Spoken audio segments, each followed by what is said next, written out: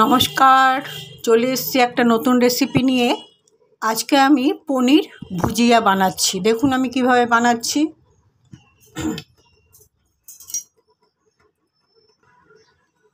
পনির ভুজিয়া বানাতে এই উপকরণগুলো আমার লাগছে: রসুন কুচি, পেঁয়াজ কুচি, কাঁচা লঙ্কা কুচি আর ক্যাপসিকাম কুচি। পনিরগুলো গ্রেট করে দেব। প্রথমে আমি এটা সাদা তেল দিয়ে তৈরি করব। এটাকে প্রথমে রসুনগুলি দিয়ে দিলাম।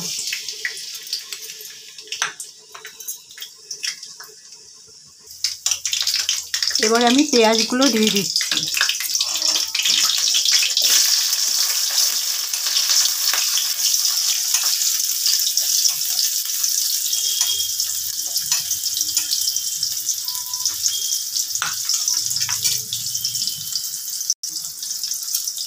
এবারে দিয়ে দিচ্ছি এই পরিমাণ নুন।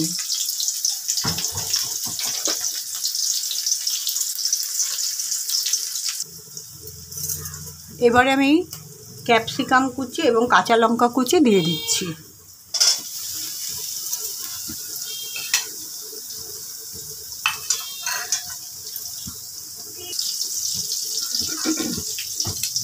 এবারে আমি দিচ্ছি গ্রেট করে রাখা আদা।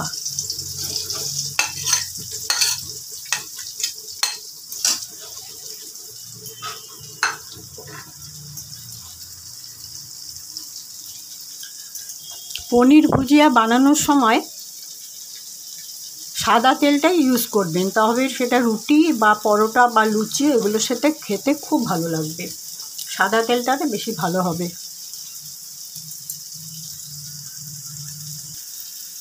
পনির ভুজিয়া বানানোর জন্য আমি পনিরটা এইভাবে গ্রেট করে নিয়েছি। এবার এটাকে মিশিয়ে দিচ্ছি।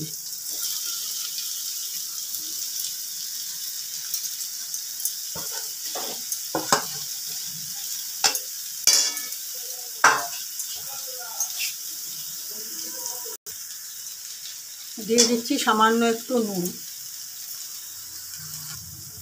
দিয়ে দিচ্ছি সামান্য একটু হলুদ,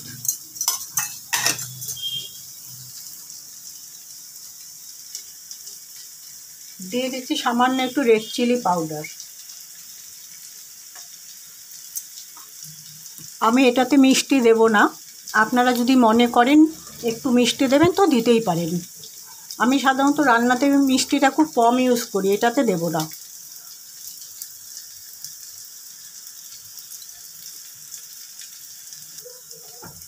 পনির ভুজিয়া আমার বানানো কমপ্লিট হয়ে গেছে। আমি গ্যাস নিভিয়ে দিচ্ছি।